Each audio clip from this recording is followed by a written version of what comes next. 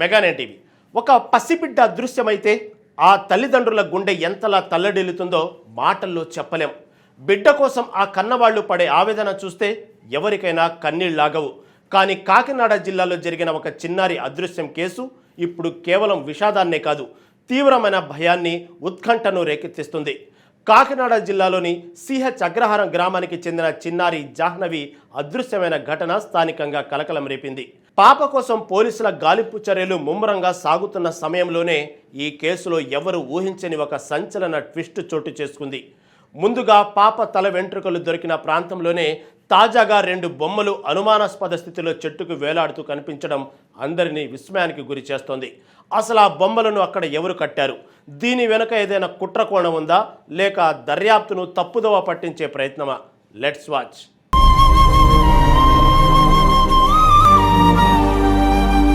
పచ్చని పొలాలు, ప్రశాంతమైన వాతావరణం, అమాయకపు పల్లె జనం. కాకినాడ జిల్లాలోని సిహెచ్ అగ్రహారం గ్రామ ముఖ చిత్రం ఇది. కానీ ఇప్పుడు ఆ గ్రామంలో ఎటు చూసినా భయం, ఎవరి ముఖంలో చూసినా ఆందోళన. సాయంత్రం అయితే చాలు, తమ పిల్లలను బయటకు పంపాలంటేనే ఆ తల్లిదండ్రులు వణికిపోతున్నారు. ఈ భయానికి కారణం ఆ ఊరి నుంచి అకస్మాత్తుగా అదృశ్యమైన చిన్నారి జాహ్నవి. ఆడుకుంటూ వెళ్ళిన పసిబిడ్డ ఏమైపోయిందో తెలియక ఆ తల్లిదండ్రులు గుండెల విసలా రోధిస్తున్నారు. అయితే ఈ కేసులో పోలీసులు గాలింపు చర్యలు ముమ్మరంగా సాగుతున్న సమయంలో వెలుగు చూసిన ఒక దృశ్యం ఇప్పుడు కేవలం ఆ గ్రామాన్నే కాదు, యావత్ రాష్ట్రాన్ని ఉలిక్కి పడేలా చేసింది. పాప ఆచూకీ కోసం వెతుకుతున్న పోలీసులకు గూస్ బంప్స్ తెప్పించేలా ఒక చెట్టుకు 2 బొమ్మలు వేలాడుతూ కనిపించాయి. అది కూడా పాప తల వెంట్రుకలు దొరికిన ఖచ్చితమైన ప్రదేశంలోనే. అందరి పిల్లల్లాగే చిన్నారి జాహ్నవి ఆడుకోవటానికి బయటకు వెళ్ళింది. కానీ గంటలు గడుస్తున్నా పాప తిరిగి రాలేదు. చుట్టుపక్కల బంధువుల ఇళ్లలో వెతికినా తల్లిదండ్రులకు నిరాశ ఎదురైంది. పాప ఆచూకీ దొరకకపోవడంతో పోలీసులను ఆశ్రయించారు.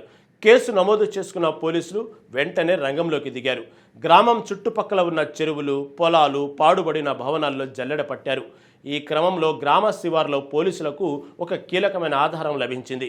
ఒక చోట చిన్నారికి సంబంధించిన తల వెంట్రుకలు కనిపించాయి. ఆ వెంట్రుకలు జాహ్నవివే అని నిర్ధారణ కావడంతో దర్యాప్తు వేగవంతమైంది.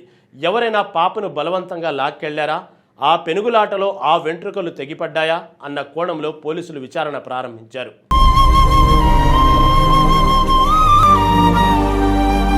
పోలీసులు వెంట్రుకలు దొరికిన ప్రాంతాన్ని క్షుణ్ణంగా పరిశీలిస్తున్న సమయంలో ఇవాళ ఎవరు ఊహించని ఒక సంచలన సంఘటన చోటు చేసుకుంది. సరిగ్గా ఆ వెంట్రుకలు దొరికిన ప్రాంతంలోనే ఉన్న ఒక చెట్టుకు 2 బొమ్మలు వేలాడుతూ కనిపించాయి. ఈ దృశ్యం చూసిన స్థానికులు భయంతో వణికిపోయారు. అసలు ఆ బొమ్మలను ఎవరు కట్టారు? నిన్నటి వరకు లేని బొమ్మలు రాత్రికి రాత్రే అక్కడికి ఎలా వచ్చాయి? ఇక్కడే పోలీసులకు అనేక అనుమానాలు వ్యక్తమవుతున్నాయి. ఆ నేరస్తుడు గ్రామంలోనే తిరుగుతున్నాడా? పోలీసుల కదలికలను నిశితంగా గమనిస్తున్నాడా? ఈ పరిణామాలను చూస్తుంటే నేరస్తుడు చాలా తెలివిగా పోలీసులతో ఒక సైకాలజికల్ మైండ్ గేమ్ ఆడుతున్నట్లు స్పష్టమవుతుంది. ఈ కేసును సవాల్గా తీసుకున్న పోలీసులు ప్రధానంగా 3 కోణాల్లో దర్యాప్తును ముమ్మరం చేశారు. బొమ్మలు దొరికిన వెంటనే పోలీసులు ఆ ప్రాంతాన్ని తమ ఆధీనంలోకి తీసుకున్నారు. సైంటిఫిక్ క్లూస్ టీం రంగంలోకి దిగి ఆ బొమ్మలపై ఉన్న వేలి ముద్రలను, చెట్టు చుట్టుపక్కల ఉన్న పాద ముద్రలను సేకరించింది. ఈ బొమ్మలను ఎక్కడి నుంచి కొనుగోలు చేశారు, గ్రామంలోకి కొత్తగా వచ్చిన వ్యక్తులు ఎవరు అన్న వివరాలను ఆరా తీస్తున్నారు. మరోవైపు స్నిఫర్ డాగ్స్ పాప దుస్తుల వాసనను పసిగట్టి చుట్టుపక్కల ప్రాంతాల్లో గాలిస్తున్నాయి. గ్రామస్తులు ఎవరు భయపడవద్దని, అనుమానాస్పదంగా ఏమైనా కనిపిస్తే వెంటనే సమాచారం ఇవ్వాలని జిల్లా ఎస్పీ, పోలీస్ అధికారులు విజ్ఞప్తి చేశారు.